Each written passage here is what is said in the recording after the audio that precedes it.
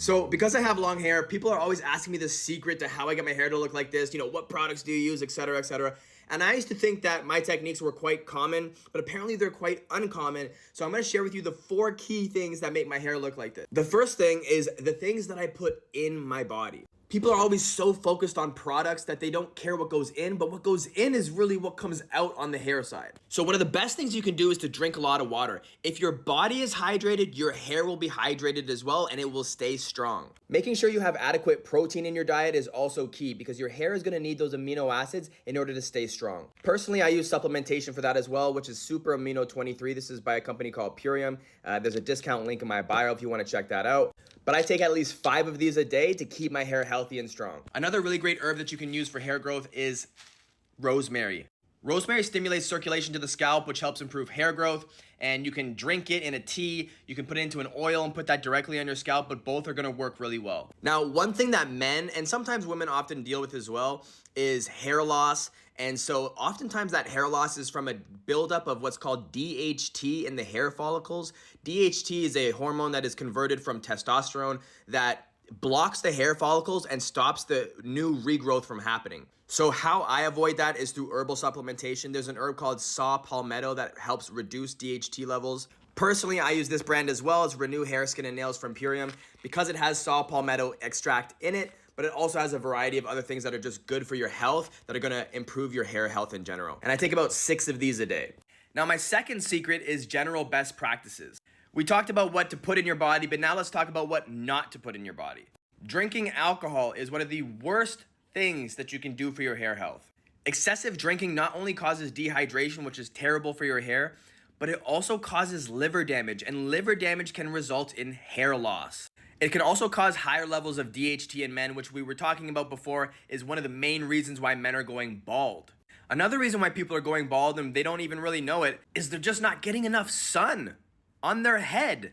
There's so many hair growth machines nowadays that are these caps that you put on your head with infrared lights that go in, and they're like, oh, this infrared stimulates the follicle. You know what else has infrared? The sun. When you wear these tight-fitting baseball caps every day, not only are you restricting the blood flow to your scalp, but you're also avoiding the sun from hitting your head. Now, you don't want to have overexposure where you're burning your scalp, but a healthy amount of sunlight is really good for you. Another key thing that I do is I only brush my hair when it's dry. Your hair is 10 times more likely to damage and break when you're combing it wet. So before I get in the shower, I use a brush like this. These bristles here are a lot bendier than a traditional comb. I used to use a hair pick like this, but these bristles are a lot harder. And so as I would go through, it would just rip that hair really easily. And also when you're brushing, don't start up here and brush all the way down. Start brushing from the bottom and work your way up. If you start up here, all those knots and ties in your hair are gonna get knotted up and tangled. And instead of just brushing it through calmly, you're gonna have to rip through it, and it's just gonna cause all types of damage and breakage. Another key thing is rinsing your hair with cold water. Every time I use hot water on my hair, the follicles open up a lot more, and it's a lot easier for that hair to be pulled out right from the root. On top of that, if you're using any products at all, like conditioner, you're just gonna rinse all of that out and it's gonna lose the effectiveness of the products you're using. When I dry my hair, I do not take a towel and go, I just grab it and scrunch. For my hair type, because it's more oily, I will generally also quickly blow dry my scalp just to get any wetness off my scalp so it's not sitting there and creating a layer that's gonna end up blocking those hair follicles. But then I let the rest of my hair air dry. This is crazy. I know this is sounding like a lot, but if you want to have healthy hair, these are some of the things you have to do. So let's keep going. You want to go and trim your hair at least every 3 months. Chopping off those dead ends will make your hair generally healthier from top to bottom.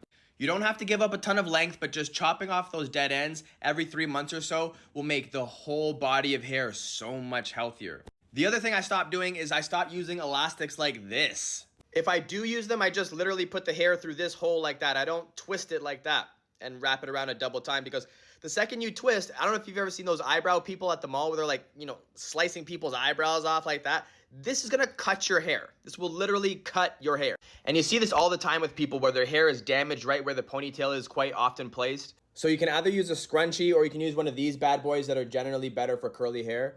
Now, the third main thing I always get asked about is products. And the truth is, I actually have no idea. I've been testing different products all the time. You just got to find what works for you. But generally speaking, you don't want to get a product that's good for your hair type, but rather your skin type. So for me, I have pretty oily skin, so I want to make sure that I'm getting a product for my scalp that is going to help me with an oily scalp. This is the product and the company that my hairstylist recommended for me. Apparently, they used to be a skincare company and then they started moving into hair. This is the shampoo that I use, and so far this one's been working quite well. This is the hair mask that I was recommended as well. Really great. You only have to wear it for about 30 seconds versus the traditional ones you have to put on for like 10 minutes. And then again, same company, this is what I use for the conditioner. Unfortunately, I don't have a discount code for these ones. I wish I did, but so far they've been really worth the money. And the last secret that I have to get my hair to look like this is DNA. If you have straight hair and you're like, how'd you get your hair to look so curly? I don't know, my dad? Like, what do you want me to say? Love the hair that God has given you, okay? If you don't believe in God, then love the hair that your parents have given you. I think sometimes people think being attractive is having a certain type of hairstyle, but I think the science of attraction is really based on health.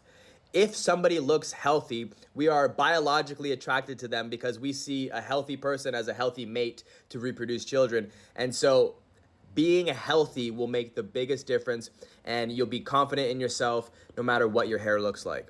So that's it. I hope that was helpful. If you got this far in the video, thank you so much for watching. And if you have any questions, just drop them in the comments and I will be happy to answer them.